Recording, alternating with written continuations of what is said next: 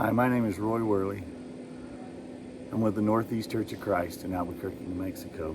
This week I'm up here on Lake Powell with my family on the lake, and it got me to thinking about attitude. In Ephesians chapter 4, verses 22 and 23, we read, "You were taught with regard to your former way of life to put off your old self, which is being corrupted by its deceitful desires, to be made new in the attitude of your minds." Attitude. Attitude is a navigational term. Attitude provides information about an object's orientation with respect to the local level frame, horizontal plane, and true north. Attitude is the direction your heart is pointed. Any casual observer of human nature acknowledges that different people look at the same situation and come up with vastly different perceptions. The optimist smiles and says, "Life is so wonderful." The realist neither smiles nor frowns and just says life has its ups and its downs. The skeptic, mouth turned down, says, "I doubt that things will ever be much better than this." And the cynic just frowns and says, "Life is horrible." And as surprising as it may be, individuals that are born from the same parents, who've grown up in the same homes, eaten the same food, gone to the same schools, gone to the same churches, often have very vastly different outlooks on life. You look through Scripture and you can see it, that it's always been that way. There are two sisters in Scriptures who were prominent in the life of Jesus. You have Mary and Martha, who with their brother Lazarus lived in Bethany, and they illustrate this very point. Mary was the optimist. Martha was a skeptic. Mary was sure that Jesus was the answer and was going to take care of everything and was in control. Martha questioned whether that he even understood what was going on.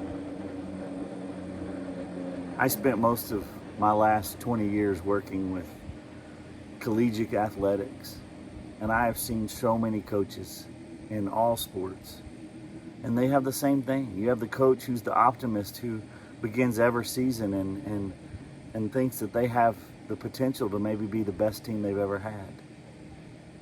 You have the realist who says definitely there's talent here, but you know, we may have a pretty good chance of making the postseason.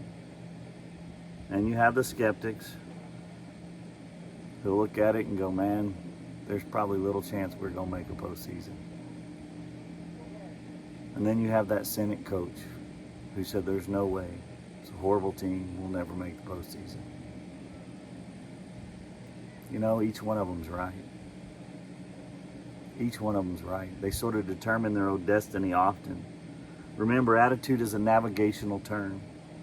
It's the direction our heart's pointed in. We're the ones that decide. We're the ones that choose which direction we're going to go. We're the ones that choose how we look at a situation and how it affects us.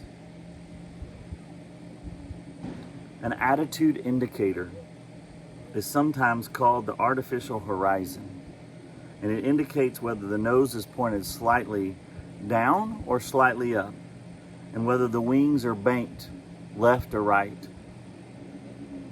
And you've seen them. Look like a little round gauge with a red line, and the thing moves like this, and that's an attitude indicator. Attitude is everything. When we believe, our faith makes things happen. When we set our attitude that it's going to happen and good things are going to happen, our faith, our belief makes it happen.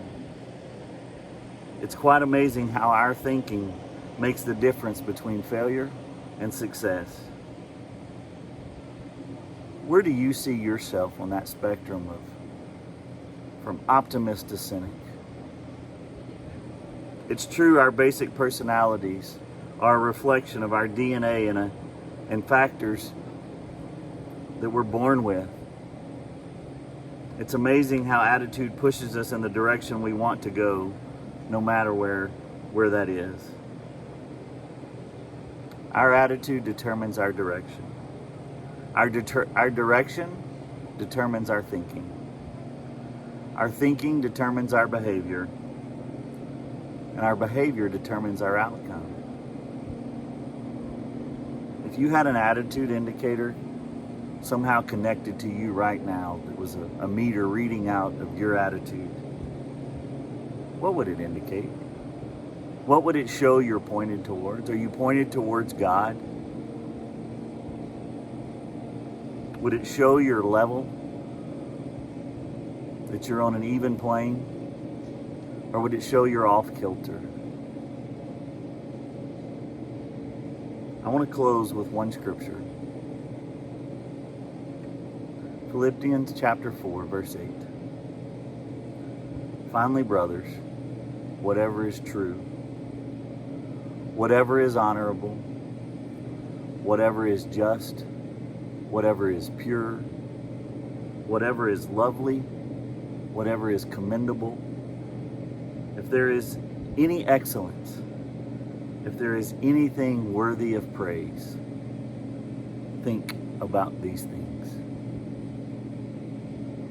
My prayer for you this week is, if your attitude is where it needs to be, that it stays that way. That you choose to look at situations and face them knowing God's in control. Knowing that your heading is aimed at God. But if you're off kilter, if your attitude's not where it needs to be right now, I pray that you can spend some time with God and get your attitude right. Because we choose. Every one of us have a choice. Life is going to deal us all sorts of things, but we get to choose. We get to choose our attitude, which means we get to choose our outcome. God bless. If you would like more information, or if you'd like to participate in our Bible studies and worship services, we would love to have you come join us at the Northeast Church of Christ in Albuquerque, New Mexico.